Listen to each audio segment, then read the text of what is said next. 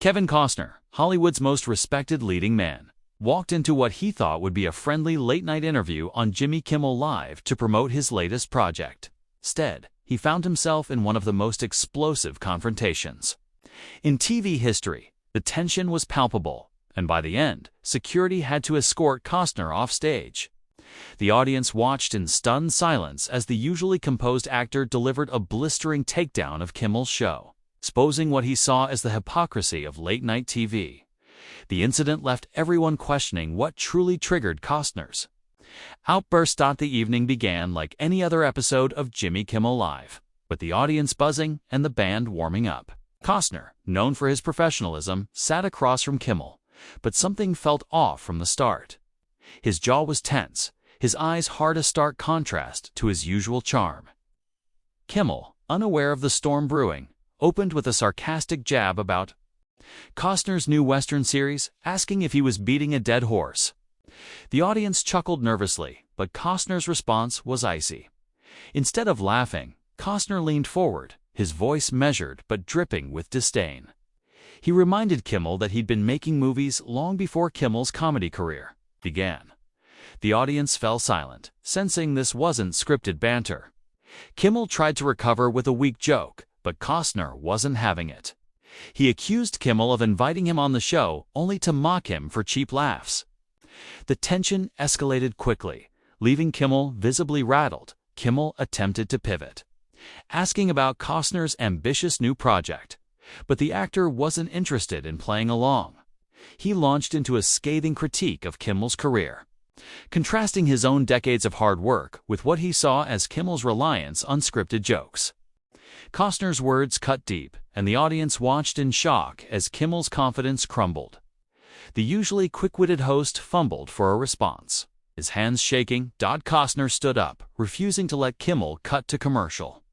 He demanded the conversation continue in front of the live audience, accusing Kimmel of hiding behind his writers and producers.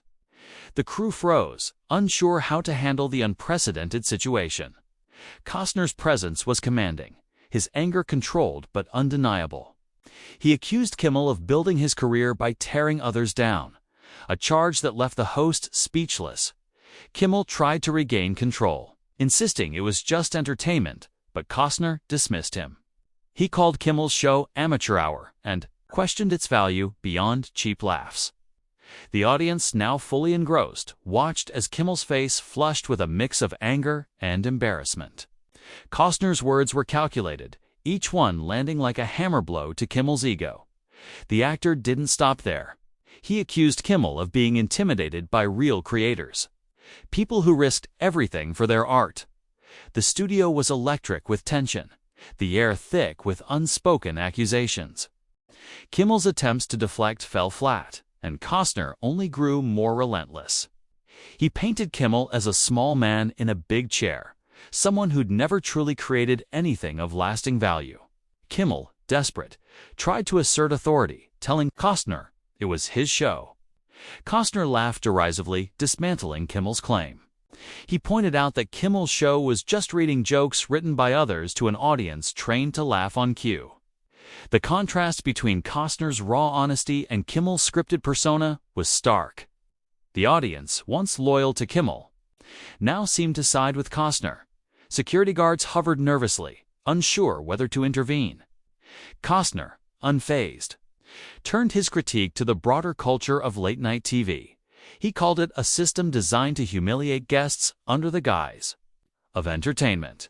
Kimmel, now pale and sweating, could only stammer weak defenses. Costner's words were a damning indictment of an industry built on cynicism. The actor then delivered his most brutal blow. He accused Kimmel of jealousy. He suggested Kimmel resented those who'd built lasting legacies, knowing his own work would be forgotten. The accusation hit Kimmel like a physical blow, his face crumpling. Costner's words weren't just an attack, they were a mirror held up to Kimmel's insecurities. Kimmel weakly protested, but Costner steamrolled him. He listed his own iconic films, Dances with Wolves, Field of Dreams, contrasting them with Kimmel's disposable humor. The audience gasped, realizing Costner was right. His work would endure long after Kimmel's show was canceled. The power dynamic had shifted entirely, with Costner now in control. Kimmel, defeated, called for security, but Costner was already walking away. He left on his own terms, delivering a final message to the audience. The world needed builders, not critics. His exit was dignified, a stark contrast to Kimmel's flustered desperation.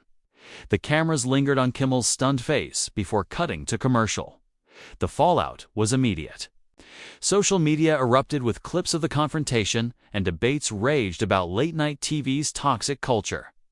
Costner's fans praised his courage, while Kimmel supporters dismissed it as an overreaction.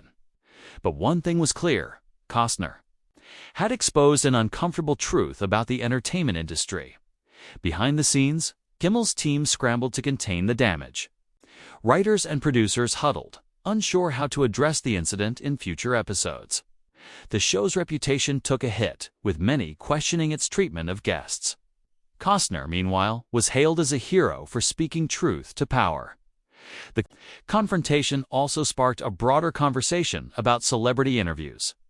Were late-night shows genuinely promoting art, or were they just platforms for humiliation? Costner's words resonated with creators tired of being reduced to punchlines. The incident became a rallying cry for those demanding more respectful discourse. Kimmel's next episode was awkward, with no mention of the blow-up. But the audience noticed his subdued tone, the lack of his usual edge. Some speculated he'd been humbled. Others thought he was biding his time. Either way, the dynamic between hosts and guests had changed forever. Costner, in subsequent interviews, refused to apologize. He stood by his words, calling for a shift in how artists are treated. His defiance only bolstered his reputation as a man of principle. The industry took notice, with other stars quietly applauding his stance. The incident also highlighted the power imbalance in Hollywood.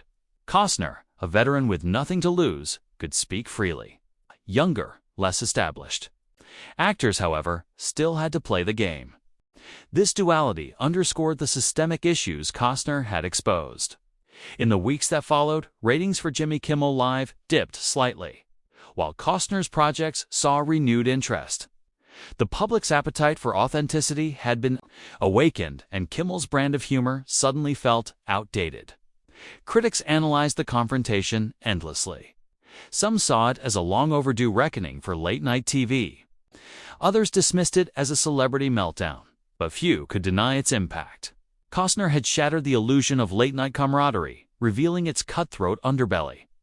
Kimmel eventually addressed the incident in a monologue, downplaying it as a misunderstanding, but the damage was done. The show's tone shifted, with fewer mean-spirited jokes and more genuine interviews. Whether this change was sincere or strategic remained unclear. Costner, meanwhile, doubled down on his message. In speeches and interviews, he championed authenticity over spectacle. His confrontation with Kimmel became a symbol of artistic integrity, inspiring others to speak out. The incident also raised questions about audience complicity. Had viewers been unknowingly supporting a culture of humiliation? Costner's words forced many to reconsider their consumption habits. Late-night TV would never be the same. Years later, the confrontation remains a defining moment in TV history. It's studied in media courses and cited in debates about celebrity culture.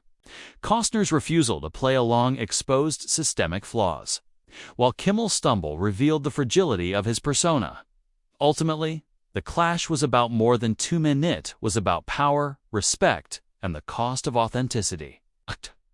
Explosive reaction wasn't just about Kimmel. It was a stand against an industry that thrives on tearing people down. And in that moment, he won.